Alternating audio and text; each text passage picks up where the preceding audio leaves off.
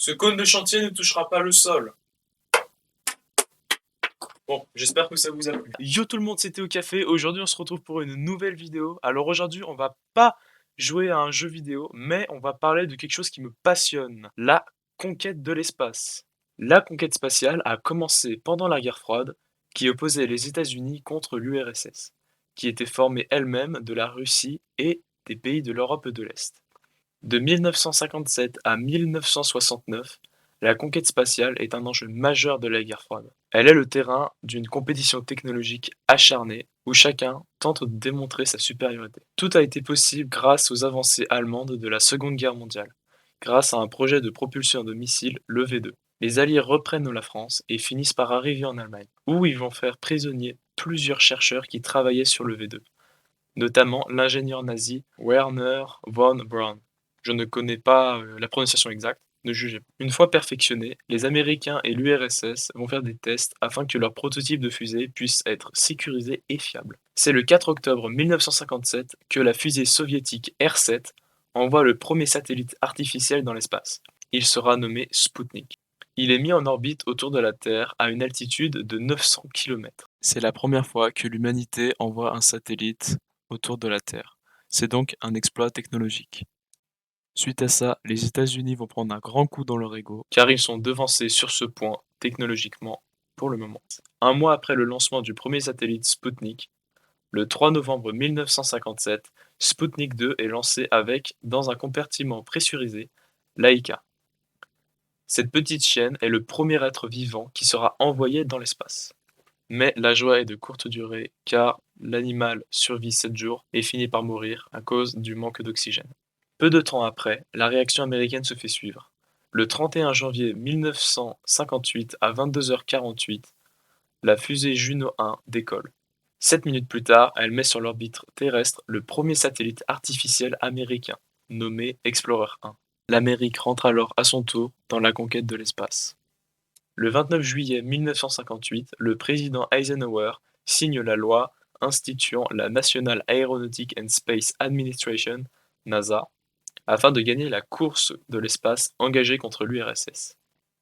La NASA coordonne les travaux de recherche et d'exploration aéronautique et spatiale. Cette institution est destinée à rattraper le retard sur l'URSS, notamment l'envoi de Sputnik, qui a été un véritable choc pour les États-Unis. Suite à ça, qu'est-ce qui se passe? L'Union soviétique va encore pousser plus loin le retard des Américains en envoyant Youri Gagarin le 12 avril 1961, qui sera alors le premier homme dans l'espace. Les Russes confirment alors leur avance dans cette course à l'espace engagée contre les États-Unis. Donc il faut savoir que en 15 ans, on est passé d'un missile à une fusée qui a été capable d'envoyer un astronaute dans l'espace. C'est-à-dire que il y a 15 ans, c'était impossible de prévoir qu'on pouvait envoyer quelqu'un dans l'espace.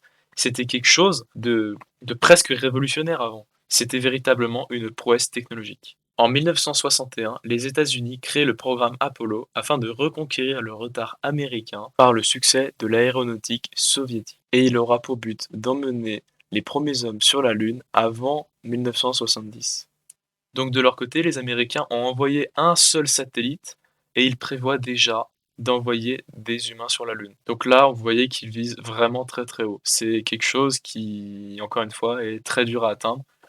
Et la Lune, bon, ça fait plusieurs milliers d'années que l'être humain voit la Lune, qui lui donne des propriétés, etc. Enfin bref. Et là, ils veulent aller sur la Lune en 10 ans, ce qui est très ambitieux. Se décompose en plusieurs programmes destinés à préparer les futures expéditions lunaires.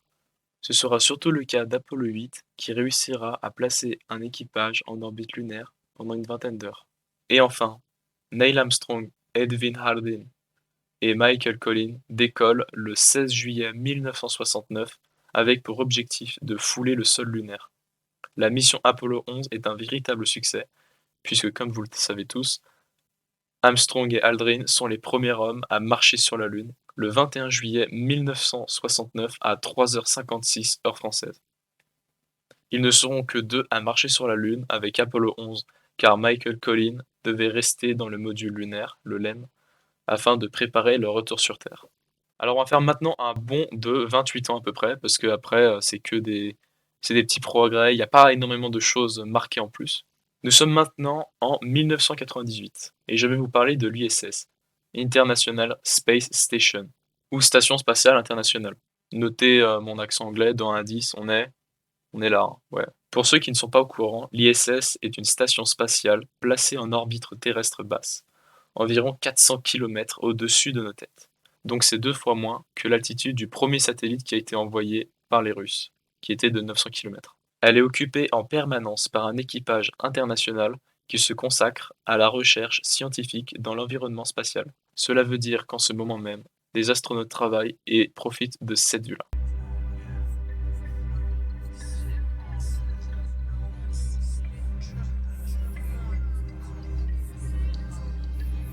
Ce programme est lancé et piloté par la NASA et est développé en coopération avec l'Agence spatiale fédérale russe et avec la participation des agences spatiales européennes, japonaises et canadiennes. Leur but est d'acquérir des informations essentielles afin de préparer les vols habités longs, par exemple un futur voyage vers Mars. Depuis, un grand nombre de sondes, de satellites ont été envoyés, de Mercure, qui est la plus petite planète du système solaire et aussi la plus proche du Soleil, jusqu'au-delà de l'orbite de Neptune, qui est la dernière planète et la plus éloignée du Soleil. Il y a eu aussi plusieurs grandes avancées dans le domaine de l'exploration, notamment grâce à l'atterrisseur Philae, qui a été lâché de la sonde Rosetta en 2016, qui avait pour but de se placer en orbite autour d'une comète, ainsi que de se poser sur son noyau.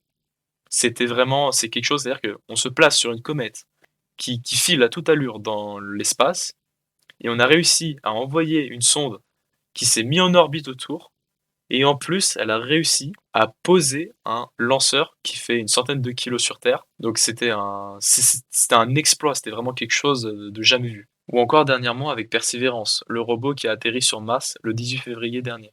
En bref, plein d'autres explorations ou plein d'autres satellites sont envoyés. Il y a énormément de choses, de données qui ont été recueillies.